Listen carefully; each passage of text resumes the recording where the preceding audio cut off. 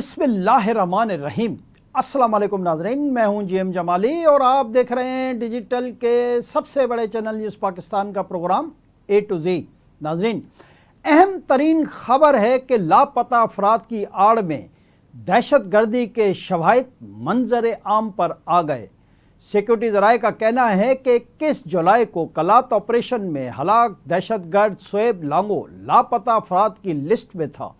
Security ذرائع کے مطابق فتنل ہندوستان نے دہشت گرد شعیب لانگو سے عرف عامر بخش کی ہلاکت اور وابستگی کو تسلیم کیا۔ فتنت الہندوستان سے منسلک میڈیا پلیٹ فارم نے دہشت گرد شعیب کو لاپتہ قرار دیا تھا۔ اس سے قبل بھی فتنت الہندوستان کے ہلاک دہشت گرد لاپتہ افراد کی لسٹ میں شامل تھے۔ سیکورٹی ذرائع کا کہنا ہے کہ مارچ 2024 کو گوادر حملے میں ہلاک دہشت گرد کریم جان بھی لاپتہ افراد کی فہرست میں شامل تھا۔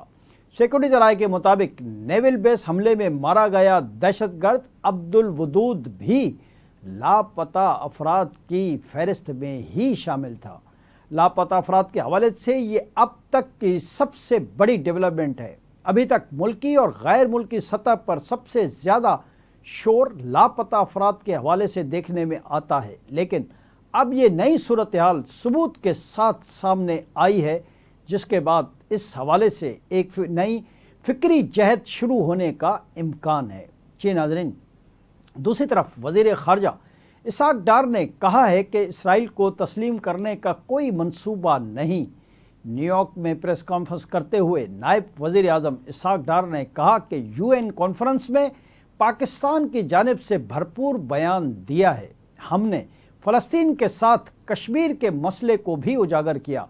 انہوں نے کہا کہ پاکستان دو ریاستی حل کی حمایت کرتا ہے۔ فلسطینی سرزمین پر اسرائیلی قبضہ فوری ختم ہونا چاہیے۔ غزہ میں فوری طور پر جنگ بندی ہونی چاہیے۔ وزیر خارجہ کا کہنا ہے کہ امریکی وزیر خارجہ سے ملاقات بہت مفید رہی۔ ہم نے باور کرایا کہ مذاکرات کے بغیر خطے میں امن ممکن ہی نہیں۔ بھارت کے ساتھ جنگ بندی کی پیشکش میں ڈائیلاگ کی بھی بات چیت ہوئی تھی۔ اسحاق ڈار نے کہا کہ بھارت کے ساتھ ڈائیلاگ ہوگا تو جامع ڈائیلاگ ہوگا۔ بھارت جب بھی کمپوزٹ ڈائیلاگ کرنا چاہے گا، ہم تیار ہیں۔ انہوں نے مزید کہا کہ بھارت سنتاس معاہدے کو یک طرفہ طور پر ختم نہیں کر سکتا۔ 3 دریاؤں پر ہمارا حق ہے۔ پانی کا رخ موڑ دیا گیا تو ہم قبول نہیں کریں گے۔ نائب وزیر اعظم کا کہنا تھا کہ OIC 57 ممالک کی تنظیم ہے، جس کے ہم بانی ممبر ہیں۔ اسلامو فوبیا پر OIC کا مستقبل مندوب مقرر کروایا ہے۔ ان کا کہنا ہے کہ ہم نے تجارت اور ٹیرف سے متعلق بھی بات کی۔ مارکو روبیو سے آج بھی ٹیلی فون پر بات ہوئی۔ ٹیرف پر معاہدے کے لیے وزیر خزانہ محمد اورنگزیب جلد امریکہ پہنچیں گے۔ اسحاق ڈار نے مزید کہا کہ امریکہ کا دورہ ہر حوالے سے کامیاب رہا ہے۔ امریکہ سے دو طرفہ اور علاقائی امور پر کھل کر بات چیت ہوئی۔ انہوں نے کہا کہ امریکہ میں سعودی عرب، برطانیہ، بنگلہ دیش، کویت، فلسطین کے ساتھ دو طرفہ میٹنگز ہوئیں۔ UN اجلاس کے سائیڈ لائنز پر 8 دو طرفہ ملاقاتیں بھی ہوئیں۔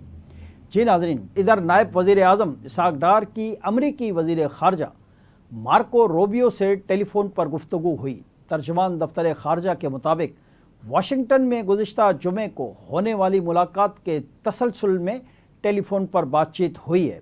دونوں رہنماؤں کا دو طرفہ امور سمیت ٹیرف، علاقائی اور عالمی امور پر تبادلہ خیال ہوا۔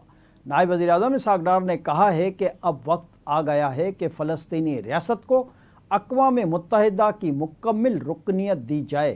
اقوام متحدہ میں اسرائیل اور فلسطین کے لیے دو ریاستی حل سے متعلق کانفرنس سے خطاب میں انہوں نے کہا کہ غزہ میں مستقل جنگ بندی، خوراک کی فراہمی، جنگی جرائم پر قرار واقعی سزا اور انسانیت کے خلاف جرائم کا سلسلہ بند کرایا جائے۔ انہوں نے کہا کہ مسئلہ فلسطین 75 سال سے زائد عرصے سے حل طلب ہے۔ فلسطین کا مسئلہ حل نہ ہونا صرف سیاسی ناکامی نہیں، اس کی اور بھی وجوہات ہیں۔ انسانی جان کا قتل بین الاقوامی قوانین کی خلاف ورزی ہے۔ اپنے خطاب میں وزیر خارجہ اسحاق ڈار نے کہا کہ پاکستان فلسطین کے حق خود ارادیت کی حمایت جاری رکھے گا۔